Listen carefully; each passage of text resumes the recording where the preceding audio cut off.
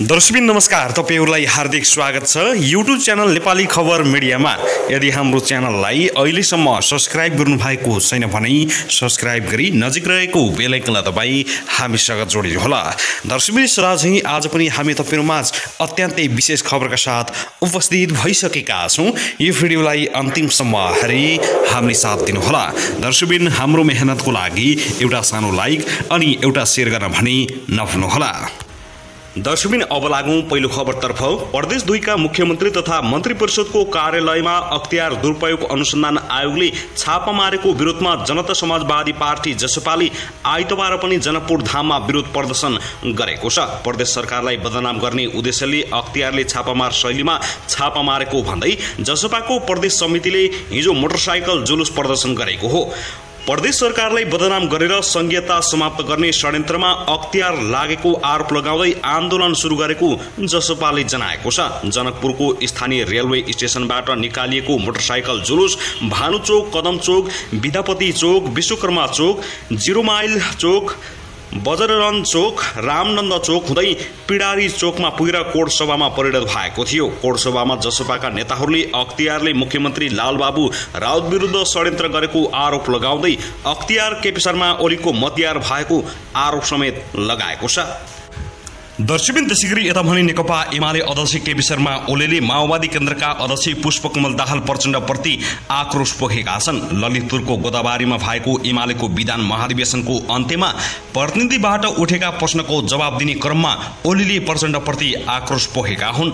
ओलीले भने एमाले विरुद्ध आक्रमणका कुरा हामी सुनिरहेका छौं। हिजो पनि 2 दिन अघि पनि सुनेका थियौं। 2064 सालमा जस्तै मतपत्र च्यात्र हुन्छ कि बत्ती निभाएर हुन्छ, जसरी हुन्छ कब्जा गरेर जित्नु पर्यो भनेर लागि परेका छन्। हामीले मतपत्र च्यात्ने र बत्ती निभाउने वातावरण बनाउन दिदैनौं, त्यस विरुद्ध तपाईहरू लाग्नुहोस्। ओलीले कार्यकर्तालाई कसैलाई अन्याय नगर्न र गरेमा नझुक्न समेत निर्देशन दिएका छन्। हामी अन्याय र धाँधली गर्दैनौं, कसैले गर्छ भने हामी छाड्दैनौं, झुक्दैनौं, गुण्डागर्दी पनि गर्दैनौं, कसैले गर्छ भने हामी छाड्नेवाला छैनौं। तपाईहरू त्यस विरुद्ध सचेत भएर लाग्नुहोला, ओलीले भनेका छन्। त्यसो त शनिबार माओवादीको प्रदेश सम्पर्क समिति भेलालाई सम्बोधन गर्दै अध्यक्ष प्रचण्डले नेकपा एमालेसँग प्रतिवाद गरेर अगाडि बढ्न पार्टीका नेता तथा कार्यकर्ताहरूलाई समेत निर्देशन दिएका थिए। एमाले नेता कार्यकर्तालाई जाली र फटाहाको संज्ञा दिँदै उनीहरूको प्रतिवाद नगरी आगामी निर्वाचन जित्न नसकिने निष्कर्ष समेत सुनाएका थिए।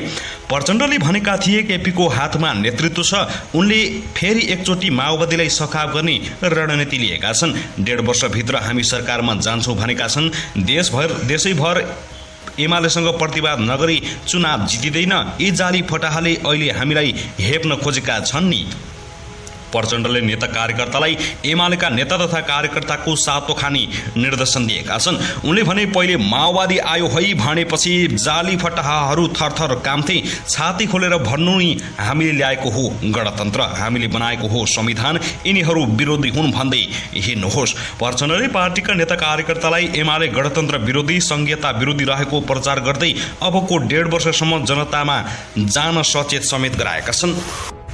त्यस्तै नेकपा एमालेका अध्यक्ष केपी शर्मा ओली झनै शक्तिशाली देखिन थालेका छन्। माधव कुमार नेपाल पछि बाहिरिएपछि ओलीलाई टक्कर दिने नेता कोही पनि देखिएका छैनन्। ललितपुर गोदाबारीमा 3 दिन चलेको पहिलो विधान महाधिवेशन ओलीमय बनेको छ। यो महाधिवेशनले अबको विधि र नीतिको टुङ्गो लगाउँदै 10औं राष्ट्रिय महाधिवेशन मङ्सिर 10 गतेदेखि 13 गतेसम्म बुटोलमा गर्ने तय भएको छ।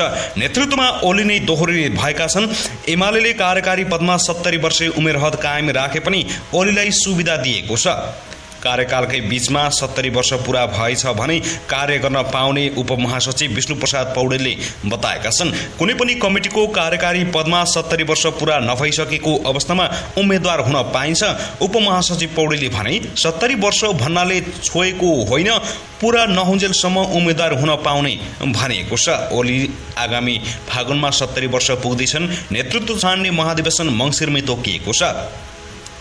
एमालेले एउटै कार्यकारी पदमा 2 पटक मात्रै उम्मेद्वार हुन पाउने व्यवस्था समेत गरेको छ भने उसले हारोस् वा जितोस् उही पदमा 2 पटक मात्रै उम्मेद्वार हुने व्यवस्था गरेका छौं, पौडेलले भनेका छन्। विधान महाधिवेशनमा ओली अध्यक्ष भएपछि पार्टीको अवस्था, उनले पहिलो र दोस्रो पटक सरकारको नेतृत्व रहेका बेला गरेका कामबारे वृत्तचित्र देखाइएको बताएका छन्। प्रतिनिधिले संविधान निर्माण, नाकाबन्दी, 2074 सालको निर्वाचन परिणाम, 3.5 वर्षको सरकारमा रहँदा गरेका कामको प्रशंसा गरेका थिए। नेताहरूले ओली एमालेको मात्र होइन, राष्ट्रिय राजनीतिको केन्द्रमा रहेको बताएका छन्। एमाले अब तिनै तहका निर्वाचन जिती सत्ताको बागडोर पुनः आफूले लिने उद्घोष गरेको छ। विधान महाधिवेशन समापनका क्रममा आइतबार ओलीले निर्वाचनतिर केन्द्रित हुन नेता कार्यकर्ताहरूलाई निर्देशन दिएका छन्। यस सम्बन्धी प्रस्ताव नै महाधिवेशनले पारित गरेको छ। ओलीले 15 महिनाभित्र हुन लागेका तिनै तहका निर्वाचनमा बहुमत ल्याउने तयारी साथ अघि बढ्न निर्देशन दिएका छन्। जितेर आएका छौं, अब जितेर देखाउँछौं। ओलीले भने, हामीले जित्नै पर्छ, हाम्रो विजय यात्रा कसैले रोक्न सक्दैन। उनले भने, देश बनाउने कर्तव्य नेकपा एमालेको मात्रै भएको बताएका छन्। स्थानीय निर्वाचनमा जित्नै पर्छ, प्रदेश र संघमा पनि हामीले बहुमत सहित सरकार बनाउनुपर्छ। प्रदेश र केन्द्रीय सरकार पनि एमालेको बहुमतले बन्ने दाबी उनले गरेका छन्। उनले छिट्टै हुने स्थानीय निर्वाचनमा पार्टीलाई विजय बनाउन सक्रियतापूर्वक लाग्न समेत निर्देशन दिएका छन्। त्यसैगरी सरकार गठन भएको 84 दिन बित्दा समेत मन्त्री परिषदलाई पूर्णता दिन नसकेको भन्दै सत्तारूढ गठबन्धनको आलोचना बढिरहेका बेला मन्त्री भागबण्डामा प्रधान न्यायाधीशलाई समेत कोटा छुट्याउने विषयले प्रवेश पाएको छ। उच्च स्रोतका अनुसार जनता समाजवादी पार्टी र नेकपा एकीकृत समाजवादीलाई यसअघि दिने सहमति भएको 5 मन्त्रालयमा 1 मन्त्रालय घटाएर प्रधान न्यायाधीश निकट व्यक्तिलाई मन्त्री बनाउने तयारी सत्ता गठबन्धनले गरेको स्रोतले दावी गरेको छ। प्रधानमन्त्रीको सरकारी निवास बालुवाटारमा आइतबार बसेको सत्ता गठबन्धन आबद्ध कार्यदलको बैठकमा समेत उपेन्द्र यादवको दल जसपा र नेकपा यसलाई दिने गरी यससँगै गरिएको सहमतिबाट नेपाली कांग्रेस र माओवादी केन्द्र पछाडि हटेका छन्। पूर्व सहमति अनुसार कांग्रेसले 7, माओवादी, नेकपा एकीकृत समाजवादी र जसपाले समान रूपमा 5-5 मन्त्री र 1 राज्य मन्त्री लिने भन्ने थियो। तर आइतबार कार्यदलको बैठकमा संसदमा प्रतिनिधित्व गर्ने संख्याका आधारमा भन्ने विषय आयो। कांग्रेस माओवादी 1 कदम पछि हटे, उच्च स्रोतले बताएको छ। मन्त्री परिषद विस्तारमा प्रधान न्यायाधीशका लागि पनि कोटा छुट्याउनु पर्ने विषयले प्रवेश पाएपछि राजनीतिक माहौल नै तरङ्गित बनेको छ। सत्ता गठबन्धनमा प्रधान न्यायाधीश चोलेन्द्र शमशेर राणालाई 1 वा 2 मन्त्रालय दिने गरी छलफल हुँदै आइरहेको छ। तर यो विषयमा गठबन्धनभित्र असन्तुष्टि छाएको छ। संघीय संसदको सदस्य नरहेको व्यक्तिलाई पनि 6 महिनाका लागि मन्त्री बनाउन सकिने संवैधानिक व्यवस्था छ। सोही व्यवस्था अनुसार प्रधान न्यायाधीशलाई सत्ता गठबन्धन आबद्ध दलले मन्त्रीको भाग दिन लागेका हुन्। प्रधान न्यायाधीशलाई पनि भाग लगाउँदा अन्य दलको कोटा घट्ने देखिन्छ। जसपा र नेकपा यसलाई 1 मन्त्री घटाएर 1 मन्त्री घटाएर प्रधान न्यायाधीशलाई कोटा दिने गरी संसद भइरहेको संवाद भइरहेको छ, स्रोतले भनेको छ। जसपाका नेता महेन्द्र राय यादवले भने, सो विषयमा सत्ता गठबन्धनमा कुनै छलफल नै नभएको बताएका छन्। त्यो विषयमा गठबन्धनमा कुनै छलफल भएको छैन, त्यो सम्भव पनि छैन। हल्ला कहाँबाट आयो थाहा छैन, यादवले भनेका छन्। उच्च स्रोतका अनुसार प्रधान न्यायाधीशको कोटाबाट मन्त्रीका लागि दीपक तिमिल सेनाको नाम बालुवाटार पुर्याइएको हो। उनी सर्वोच्च अदालतसँग लामो समयदेखि जोडिँदै आएका व्यक्ति हुन्। उनी करिब 15 वर्ष अघि सर्वोच्चमा सूचना प्रविधि विज्ञका रूपमा नियुक्ति भएका व्यक्ति रहेको बताइएको छ।